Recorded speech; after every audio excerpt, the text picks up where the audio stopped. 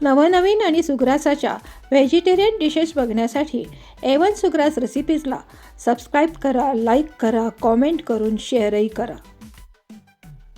नमस्कार.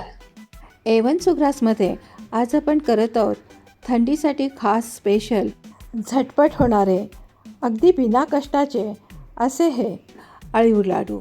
ह्या अळीव लाडूचं वैशिष्ट्य म्हणजे हे शक्तिवर्धक असून चवीला मात्र अगदी खूप सुंदर आणि टेस्टी असतात.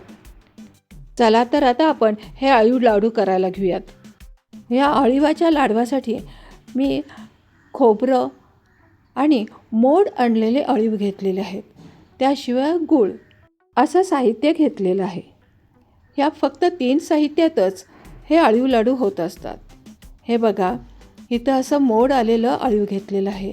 मी हे 2 दिवस भिजत घातलेलं अळीव आहे, त्यामुळे त्याला छान मोड आलेले आहेत. हे बघा किती छान मोड आलेले आहेत.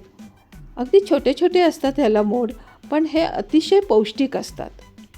पहिल्यांदा आपण हे अळीव जेवढं घेतलेलं आहे त्याच प्रमाणात गूळही घालायचं आहे. इथं मी 2 प्रकारचा गूळ घेतलेला आहे.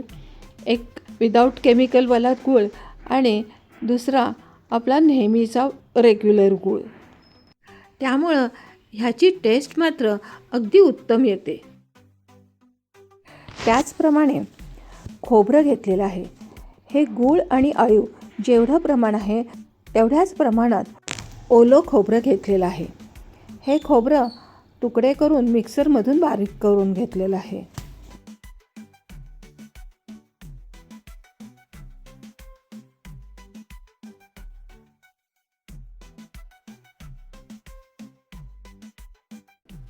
अजूनपर्यंत तुम्ही जर A1 सुग्रास रेसिपीजला सबस्क्राईब केलं नसेल तर सबस्क्राईब करा आणि शेजारील बेल आयकॉनचं बटन दाबा, म्हणजे सर्वप्रथम नोटिफिकेशन तुम्हाला येईल. त्याचबरोबर रेसिपीला लाईक करून रेसिपी शेअरही करा. अळीवाचे लाडू करणं अत्यंत सोपं आहे.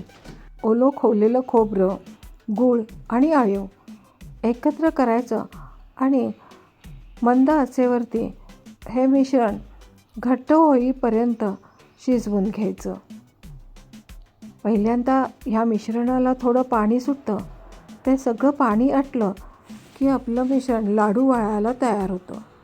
एवढी सोपी ही रेसिपी आहे.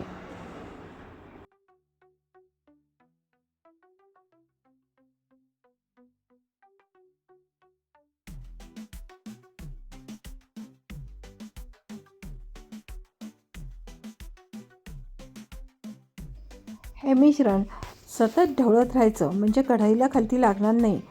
एखाद्या वेळेला काय होतं की ह्या मिश्रणाला खूप पाणी सुटतं, त्यावेळेस मात्र हे मिश्रण खूप आटवून घ्यावं लागतं.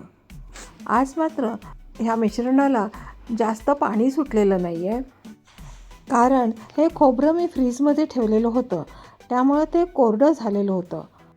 असं हे ओलं खोबरं फ्रीजमध्ये ठेवून कोरडं करून घेतलं तर अशा खोबऱ्यामुळे मिश्रणाला पाणी जास्त सुटत नाही आणि मिश्रण आटवायलाही जास्त वेळ लागत नाही. त्यामुळे हे लाडू अगदी झटपट होतात.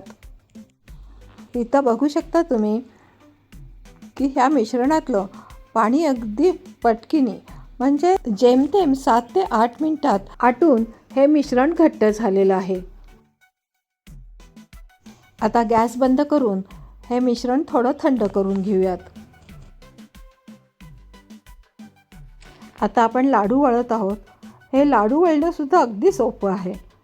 थोडंसं मिश्रण हातावरती घेऊन नुसतं ते हातामध्ये घोळवलं ना तरीसुद्धा हे लाडू तयार होतात. ह्या लाडवासाठी जास्त कष्टच करावे लागत नाहीत. म्हणूनच झटपट होणारे, बिना कष्टाचे असे हे मोड आलेले अळीवाचे लाडू आहेत.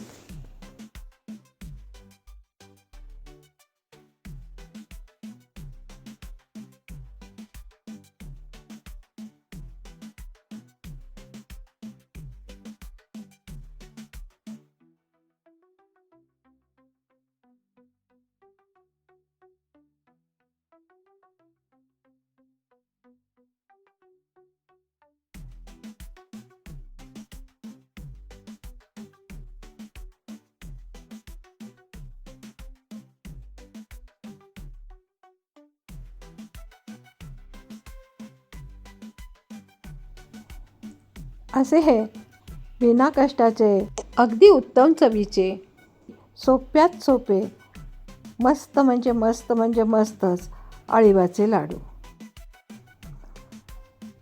पुन्हा भेटूयात अशी छानशी रेसिपी घेऊन. तोपर्यंत अमिततातेचा बाय.